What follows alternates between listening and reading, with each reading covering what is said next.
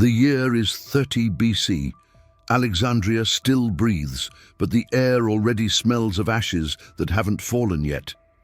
In the alleyways near the port, a blacksmith who spent 30 years making kitchen knives now forges only spear tips. He doesn't ask who they're for. He doesn't want to know. A mother wakes before sunrise to bury grain beneath her floor. If the Romans come, at least her children will eat for a few more weeks. The Nile runs lower than it should for this season. Priests call it an omen. The common people don't need priests to know something is wrong. In the markets, merchants sell quickly and speak less. No one haggles. No one has patience for theatre when the world is holding its breath. Rome hasn't arrived, but Rome is already on every corner, in every silence, in every gaze that looks away too fast. But while the people only sensed the war coming, Cleopatra was already preparing for it. 3 hours before dawn, while Alexandria sleeps, a single room in the palace remains lit. Cleopatra stands over maps she has already memorized, not because she needs to, because reviewing is the only thing that stops her from thinking about what happens if she's wrong. Messengers come and go, border reports, troop numbers, grain reserves, loyalties bought and loyalties still being tested. No servant brushes her hair, no musician plays. The luxury Rome imagines doesn't exist in this room. Only a woman doing math that doesn't add up. She knows Octavian has more soldiers, more ships, more money, more time. She has Egypt.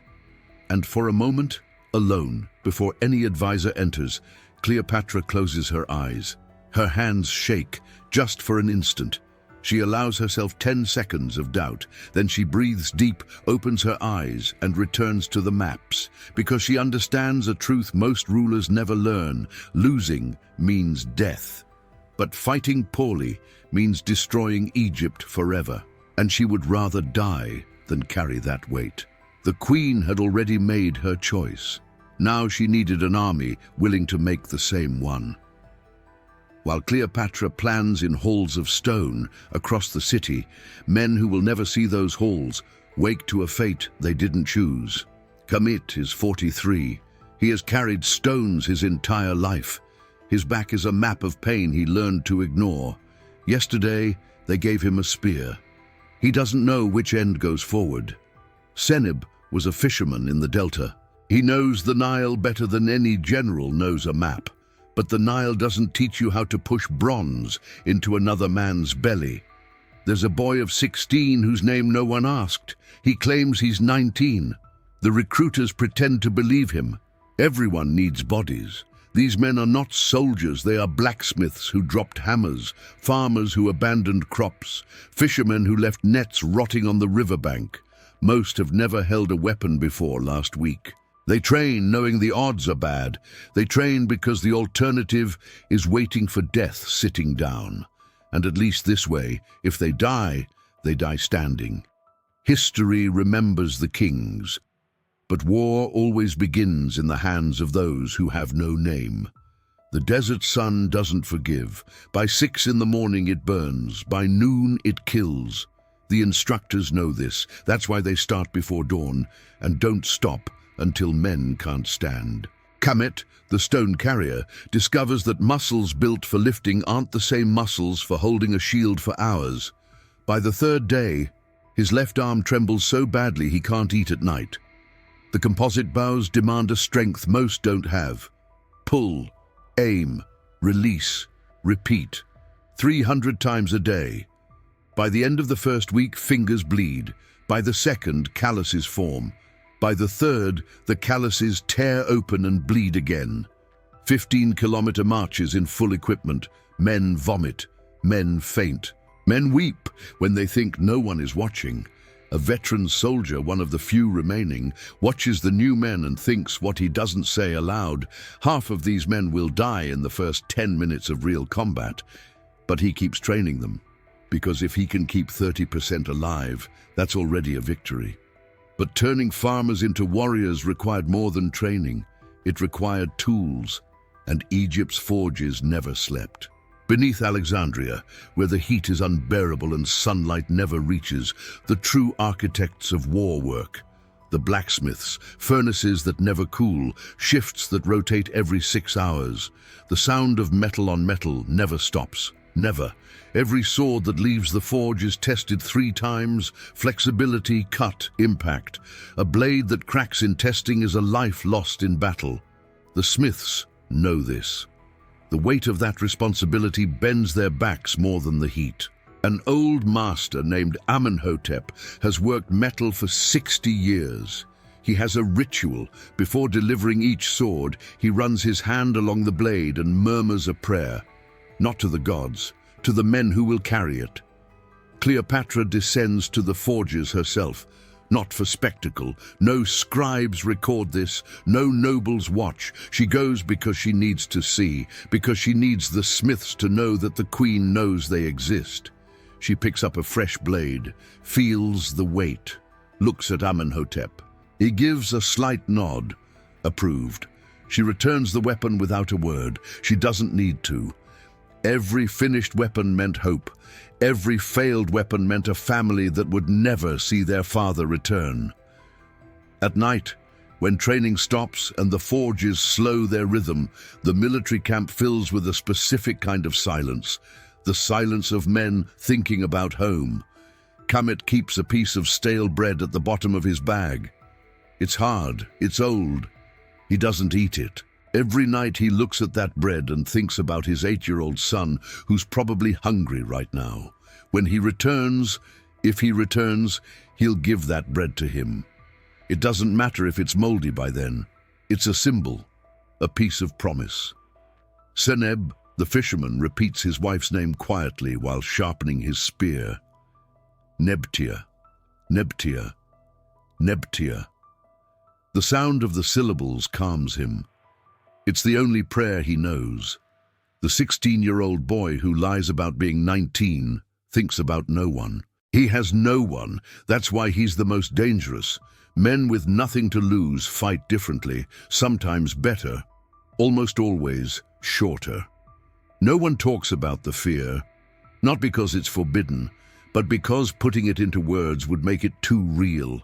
So they clean weapons that are already clean, adjust armor that's already adjusted, stare into the fire until their eyes burn. And when they finally sleep, they dream of faces they might never see again. But while the soldiers carried their fears in silence, the queen carried the weight of an entire kingdom, and tonight she needed something beyond strategy. The temple is empty. Cleopatra dismissed the priests, dismissed the guards. This conversation is between her and the gods, no one else. The incense rises slowly, filling the air with a scent she has known since childhood, myrrh and resin, the perfume of ancient prayers. She kneels, the last queen of the Ptolemaic dynasty, descendant of generals, lover of Caesar, mother of kings, on her knees on cold stone. Her words are too low for any human to hear.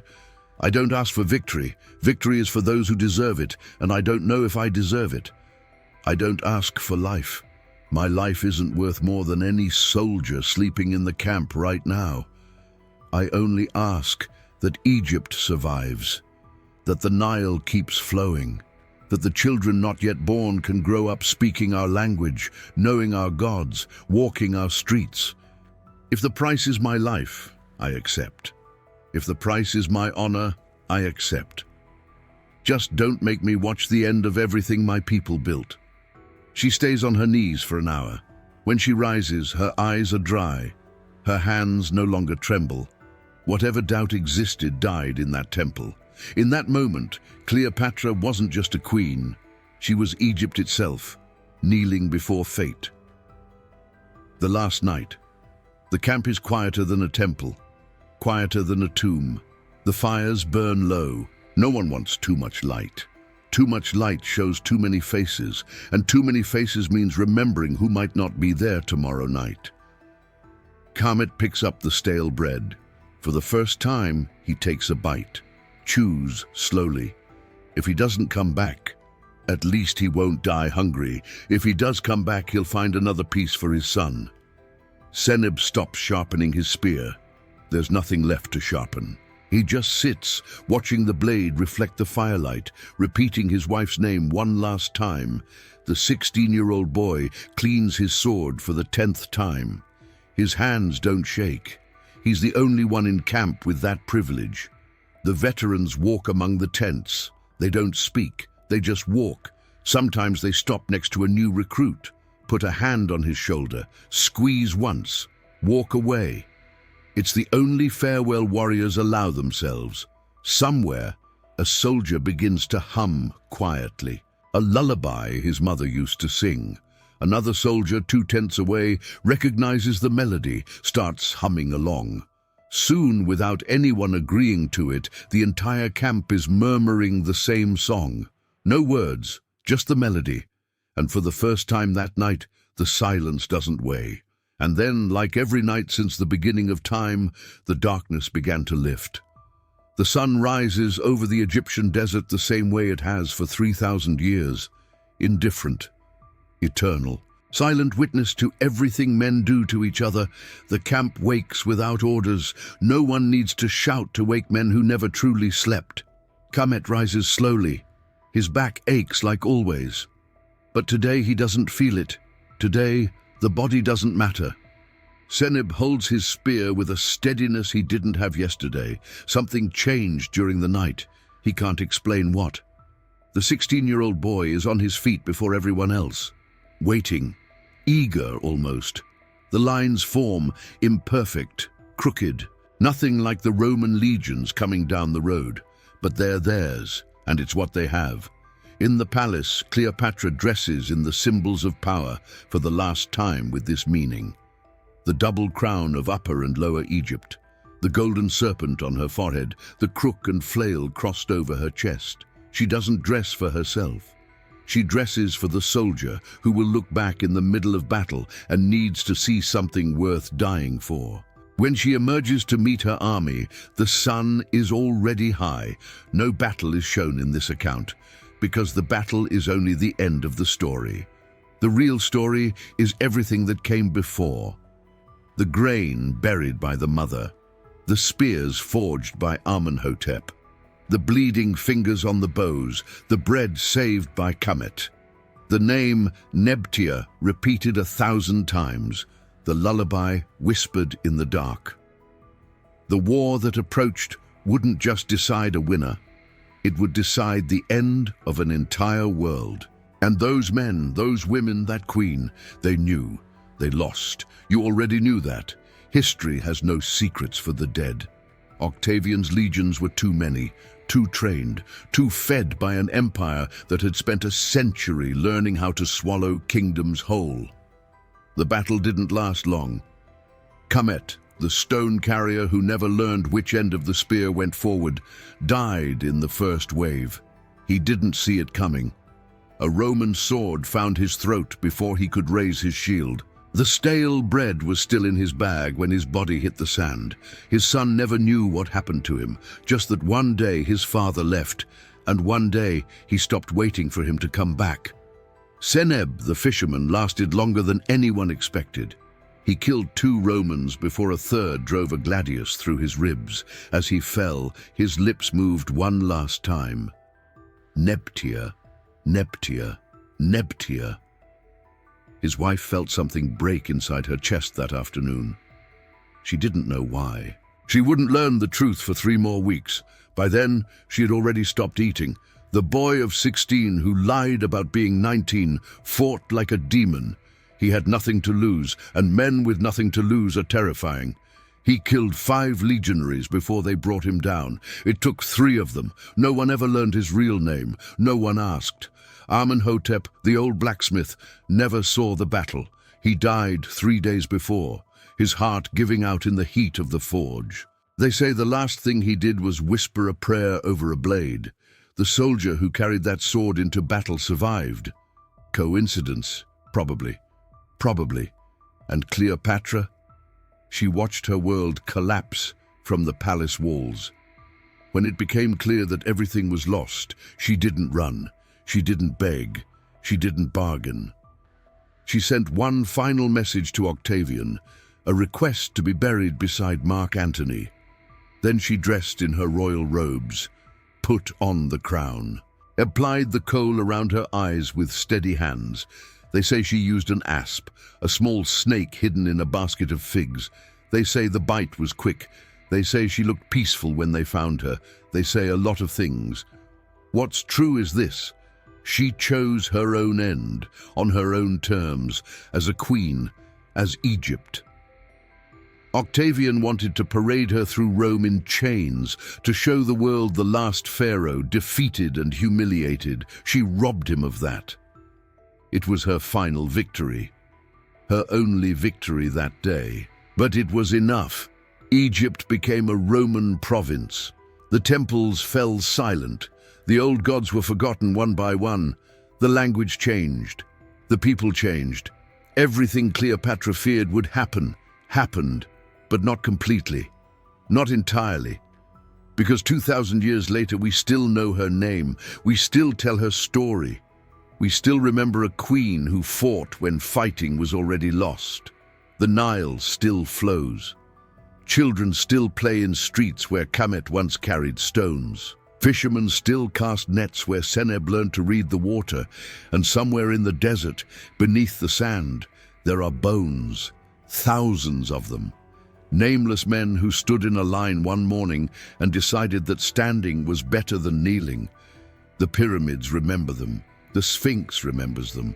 The wind that crosses the dunes at night remembers them.